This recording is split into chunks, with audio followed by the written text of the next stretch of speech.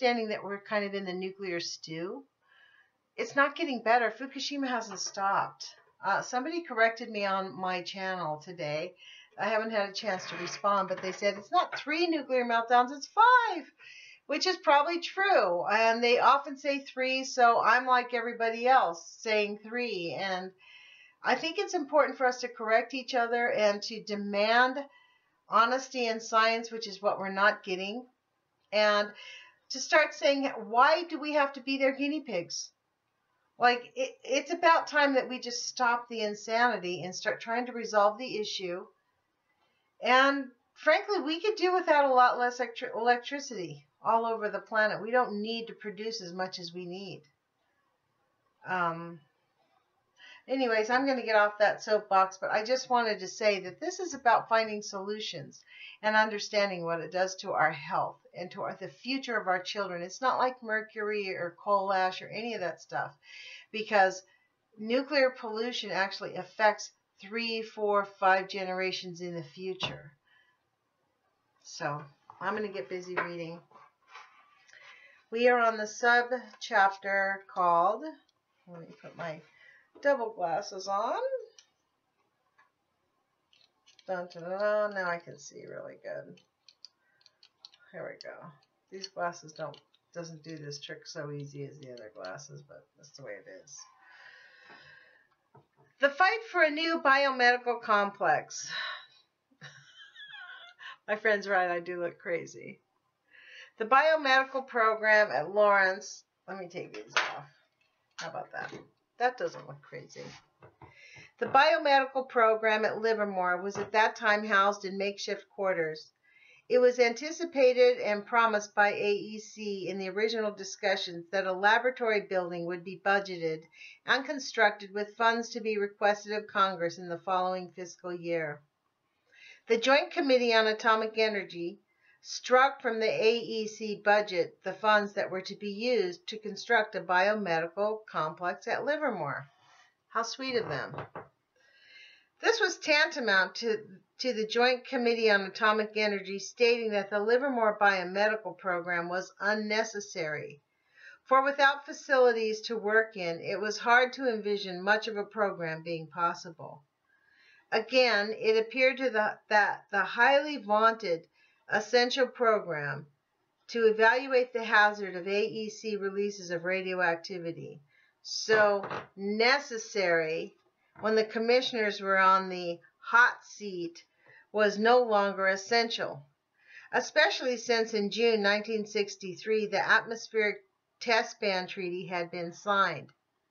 No doubt the commissioners felt a great deal of heat was removed by the elimination of that particular source of radioactive fallout. Dr. Foster was not about to accept this slap at the Livermore Laboratory, at least not without a fight. So Foster and Goffman went to Washington to a hearing on the AEC appropriation before the Joint Committee on Atomic Energy. Chairman Seaborg testified that 4 of the commissioners favored the construction of the Livermore Biomedical Laboratory building, but that Commissioner Ramey felt it was unnecessary. Mr. Ramey had clearly not given up his antagonism. Doctors Foster and Goffman testified about the importance of the biomedical work at Livermore, its implications, and they urged strongly that the Joint Committee on Atomic Energy reinsert the budget item for facilities so that the work could proceed. Why, precisely, the Joint Committee reversed itself and voted the funds at the Livermore Biomedical Complex will probably never be known. I'm going to read that again. Why precisely the Joint Committee reversed itself and voted for the Livermore Biomedical Complex will probably never be known. Our opinion is that the Joint Committee on Atomic Energy did not wish to offend Dr. Foster, widely regarded as one of the top leaders in the nuclear weapons technology. In any event, the Livermore Laboratory Biomedical Program did get a building. It did get a begrudging lease on life and was enabled to proceed with its work, but under a severe budget limitation. Reasons for budget limitation. The severe budget limitations were the result of two phenomena, neither of which had anything to do with the availability of funds to the Atomic Energy Commission. First of all, the hot seat of the AEC commissioners had cooled off considerably with the signing of the treaty to ban nuclear explosions in the atmosphere. Radioactive fallout controversy would die down, so it must have been hoped. Apparently, the Atomic Energy Commission was having difficulty realizing that several peaceful atom projects might ultimately deliver 20 times as much radiation as did the fallout from nuclear weapons tests, and that the cool seat might one day become sizzling. The second reason for budget limitations was Commissioner Ramey. He had by no means given up his antagonism concerning the Livermore biomedical programs having been established in his absence. Every time the Livermore Lawrence Laboratory directors complained to AEC officials about the failure to meet the prior reassurances of budgetary support, they were duly informed that Mr. Ramey was still unhappy and that it might be wiser to go ahead with the greatly reduced biomedical program than to create a major scene which might ultimately result in no program at all. We accepted the reduced program, knowing that we could certainly still do much of the important work on radiation hazard. The situation up to the present point. As the work developed at Livermore, it became increasingly clear that the promoters of atomic energy technology were dedicated to one goal: bigger and bigger atomic energy programs, with truly little or no concern for the public health and safety aspects of such programs. Maybe I should read that again. As the work developed at Livermore, it became increasingly clear that the promoters of atomic energy technology were dedicated to one goal: bigger and bigger atomic energy programs, with truly little or no concern for the public health and safety aspects of such programs. Exactly like we have today.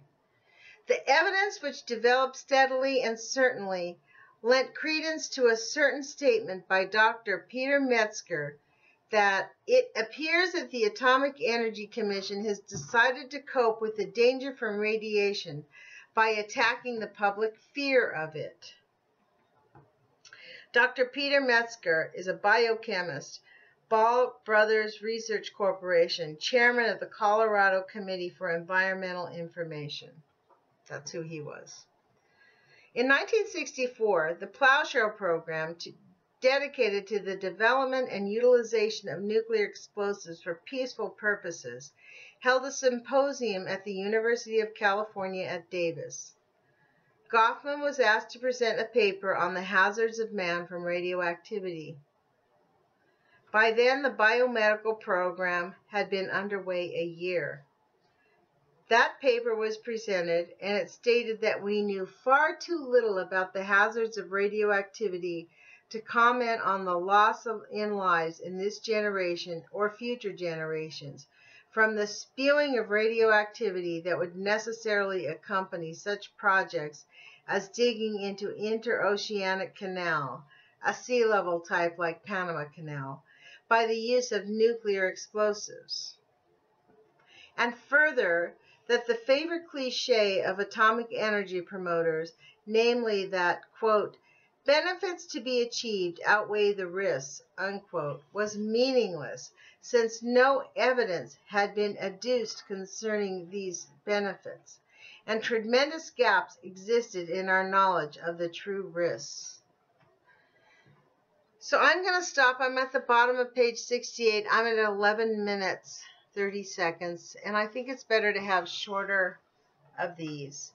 And I apologize for not getting back to you, but I'll be honest, this material is pretty heavy for me to read and digest. It's astounding for me to believe that our government actually really knows how harmful radiation really is. And instead of fighting the corporations that want us to lie about it, they're completely complicit with it. For me, it's sobering. I honestly don't know how they sleep at night. And one of the things I've realized maybe in the last 4 months is how many people are actually out there attempting to stop the nuclear cartel and their lies. For me, I think it's very important that we talk about the 90% rule. I think it's extremely important that we not just digest